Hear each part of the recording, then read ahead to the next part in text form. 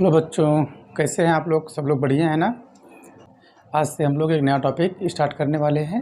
अध्याय 4 है ना, कक्षा 12वीं की भौतिकी, अध्याय 4 गतिमान आवेश और चुंबकत्व। ये बच्चों एक अगला यूनिट स्टार्ट हो गया है 12वीं का, यूनिट नंबर 3। चैप्टर का नाम क्या है? विद्युत धारा का चुंबकीय प्रभाव एवं चुंबकत्व।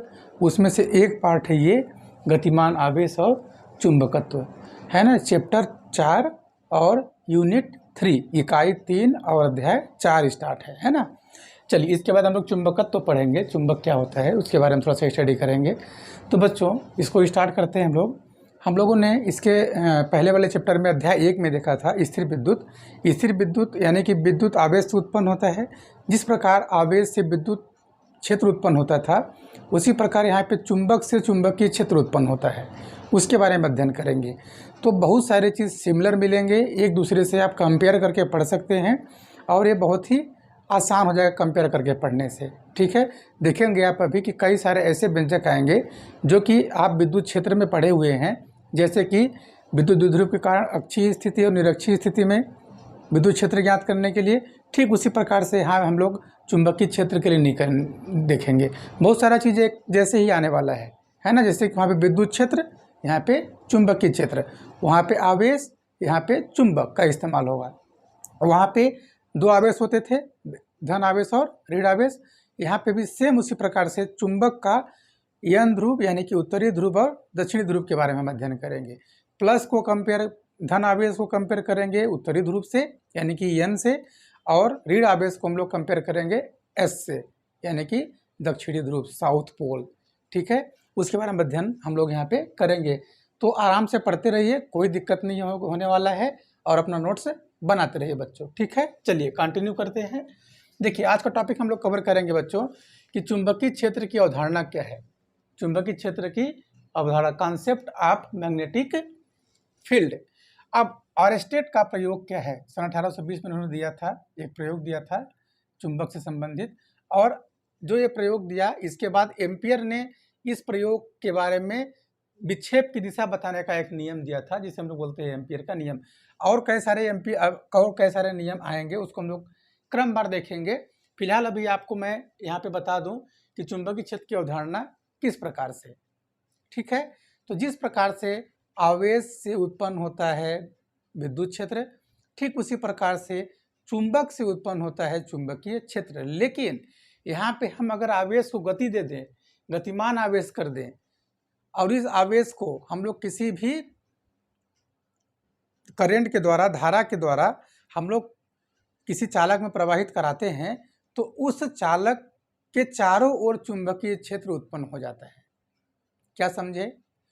कि यानी कि हम लोग किसी चालक में धारा प्रवाहित कराते हैं तो उसके चारों ओर चुंबकीय क्षेत्र उत्पन्न हो जाता है।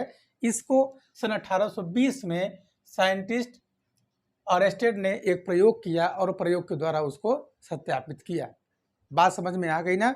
तो अवधारणा के अंतर्गत क्या आ जाएगा बच्चों? यही कि जिस प्रकार से आवेश के द्वारा विद्युत क्षेत्र उत्पन्न होता है, उसी प्रकार चुंबक के द्वारा चुंबकीय क्षेत्र उत्पन्न होता है। और यदि लेकिन आवेश विद्युत क्षेत्र और चुंबकीय क्षेत्र का एक निकटतम संबंध है, उसको यहाँ पे हम लोग देखेंगे। यानी कि विद्युत क्षेत्र से हम लोग चुंबकीय क्षेत्र उत्पन्न कर रहे हैं। यहाँ पे विद्युत क्षेत्र से हम लोग क्या उत्पन्न कर रहे हैं? चुंबकीय क्षेत्र उत्पन्न कर रहे हैं। यही है आपका अवधारणा चुंबकीय क्षेत्र की। बात समझ में आ रही है ना? दूसरा नंबर है बच्चों, ऑरस्टेड का प्रयोग। सन 1820 में उन्होंने क्या प्रयोग किया था? उन्होंने एक प्रयोग किया बच्चों कि किसी भी चालक में धारा बहाते हैं और वहीं पे अगर हम लोग चुंबकीय सुई, चुंबकीय निडिल रख देते हैं, तो देखते हैं कि उसमें विक्षेप उत्पन्न होता है। ठीक है, तो देखिए इन्होंने प्रयोग किया था क्या? दूसरा नंबर हम लोग देख रहे हैं, ऑरस्टेड का प्रयोग। इन्होंने सन 1820 में अपना प्रयोग प्रस्तुत किया था और उन्होंने देखा, देखिए मैं 2-3 चित्र बना रहा हूँ, इसको आप लोग ध्यान से समझने का प्रयास करेंगे। जैसे मान लीजिए यहाँ पे एक चालक है, यहाँ पे हमने एक यहाँ पे कुंजी लगा दीजिए ऐसे, और यहाँ पे एक और 2-3 स्टेप बना के आपको बता देता हूँ तो आपको पूरा क्लियर हो जाएगा। एक चालक यहाँ पे है बच्चों, यहाँ पे हमने रख दिया एक चुंबकीय सुई। आप लोग देखे होंगे 9वीं में 10वीं प्रैक्टिकल किए होंगे तो आपको दिखा होगा निडल होता है चुंबकीय सुई, इस प्रकार से होता है, उसको देखेंगे आप, इस प्रकार से होता है। यह है N और यह है S। देखिए बच्चों, इसमें हम अगर इसको यहाँ पे एक सेल लगा दीजिए, चलिए प्लस और माइनस, एक सेल लगा देते हैं यहाँ पे प्लस और माइनस। अब देखिए जैसे हम इस कुंजी को प्रेस करते हैं तो इसमें धारा प्रवाहित होना शुरू हो जाता है। मान लो हम इस कुंजी को यहाँ पे प्रेस कर दिए तो धारा कैसे बहेगी, इस प्रकार से धारा बहना शुरू हो जाएगी। तो यहाँ पे जो चुंबकीय निडिल है, ये चुंबकीय निडिल का विक्षेप एक साइड होने लगता है, मतलब इस प्रकार से ये ऊपर की ओर उठ जाएगा तो बनेगा कैसा, ये ऐसा बन जाता है। ऐसा बना लीजिए, इसको थोड़ा सा तिरछा बना के दिखाते हैं ताकि आपको समझ में आए। ये N हो गया और ये S, हल्का सा ऊपर की ओर झुक गया ना। लेकिन जब हम इसमें कोई धारा नहीं बहाते हैं, यानी कि कुंजी को ओपन रखते हैं, तो देखते हैं कि इसमें कोई विक्षेप नहीं आता है। ये निडिल जैसा था वैसा ही यथावत रहता है। लेकिन इसमें देखिए जैसे हमने कुंजी को प्रेस किया, सेल से धारा बहना शुरू हो गया, चालक के द्वारा धारा प्रवाहित शुरू हो गया। तो इस चालक के चारों ओर कुछ ना कुछ चुंबकीय क्षेत्र उत्पन्न हुआ होगा, तब तो ये विक्षेप उत्पन्न हुआ। और ये विक्षेप कब उत्पन्न होता है, चुंबकीय क्षेत्र जब होगा तभी ये चुंबकीय सुई विक्षेप बताएगा, वैसे बताएगा ही नहीं। ये विक्षेप बता रहा है, इसका मतलब इसके आसपास चुंबकीय क्षेत्र उत्पन्न हो गया है। और वो कब हुआ, जब हमने धारा यहाँ से बहाना शुरू किया तब। तो आर्स्टेड ने प्रयोग किया और उन्होंने यह भी देखा, यदि धारा के मार्ग को हम लोग बदल देते हैं, यानी कि अब धारा जैसे इधर से जा रहा है, अब धारा के मार्ग को हम लोग बदल दें, इसको है ना, इधर प्लस कर इधर माइनस, धारा ऐसे बहने लगेगा तो विक्षेप की दिशा बदल जाएगी। विक्षेप की दिशा कैसे हो जाएगी, ये इधर चला जाएगा और ये इधर, मतलब विक्षेप उल्टा दिशा में हो जाता है। तो क्या इसमें उन्होंने प्रयोग में क्या क्या देखे, उन्होंने यही देखा जैसे हम लोग धारा बहाना शुरू करते हैं किसी चालक में तो उसके चारों ओर चुंबकीय क्षेत्र उत्पन्न हो जाता है। इसी को बोलते हैं विद्युत धारा का चुंबकीय प्रभाव। बच्चों क्या इस चैप्टर का दूसरा नाम भी है, विद्युत धारा का चुंबकीय प्रभाव भी बोलते हैं। किसी किसी बुक में चैप्टर का नाम दे दिया होगा विद्युत धारा का चुंबकीय प्रभाव, तो आप कंफ्यूज में नहीं होने वाले, कंफ्यूज मत होइएगा। बात समझ में आ गया ना। क्या समझे यहाँ पे कि जब हम लोग किसी चालक तार में धारा बहाते हैं तो उसके चारों ओर चुंबकीय क्षेत्र उत्पन्न हो जाता है। इसको किसने बताया था, साइंटिस्ट आर्स्टेड ने। ये डेनमार्क के साइंटिस्ट थे और सन 1820 में इस प्रयोग को उन्होंने किया और बताया। और उन्होंने यह भी निष्कर्ष निकाला कि यदि हम लोग धारा के मार्ग को बदल देते हैं तो चुंबकीय क्षेत्र की दिशा भी बदल जाती है। और क्या निकाला उन्होंने निष्कर्ष, यह निकाला कि यदि धारा की प्रबलता को बढ़ा देते हैं, धारा की प्रबलता उनकी उसकी ताकत को बढ़ा देते हैं तो विक्षेप भी तेजी से होने लगता है। जितना ज़्यादा ताकत होगा या प्रबलता धारा का जितना ज़्यादा होगा, ये विक्षेप उतना ही ज़्यादा यहाँ पे उत्पन्न होगा। बात समझ में आ गई ना। ठीक है, अब ये जो विक्षेप उत्पन्न हो रहा है, इस विक्षेप को बताने के लिए कि यह विक्षेप किधर की ओर उत्पन्न होता है, आए एम्पियर, AM एम्पियर इनका पूरा नाम था। तो एम्पियर ने क्या बोला, देखो आप इसको भी समझ लीजिए।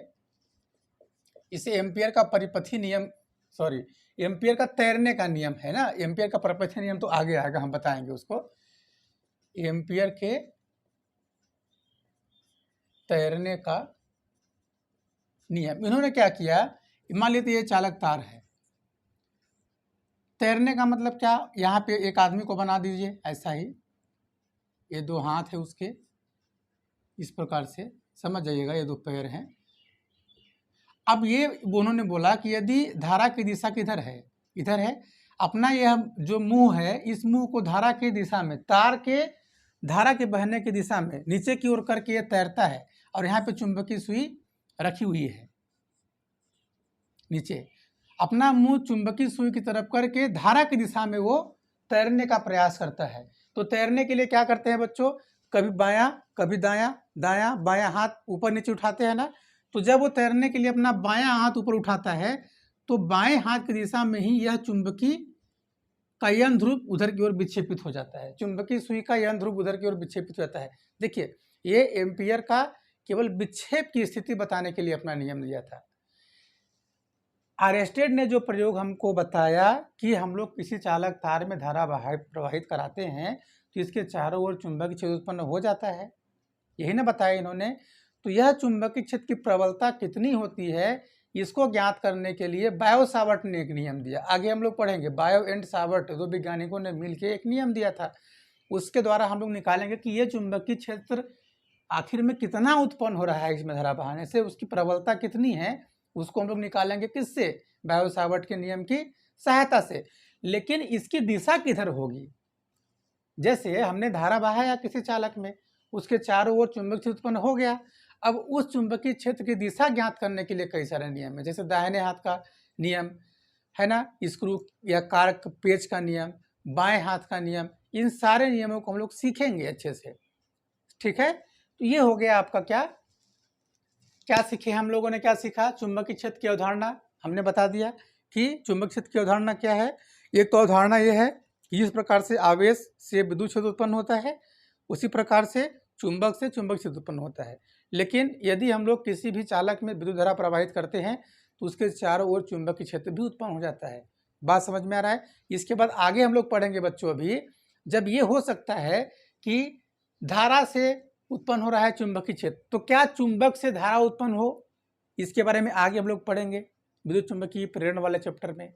तो सारे एक दूसरे से रिलेटेड है ना, तो सारे आप क्रम से पढ़ेंगे तो सारे आपको वो चीज़ मिलते चले जाएंगे और आप सीखेंगे। समझिए इसको, ये बात समझ में आ गया ना, ठीक है। एम्पियर ने बता दिया विक्षेप के बारे में, ठीक है।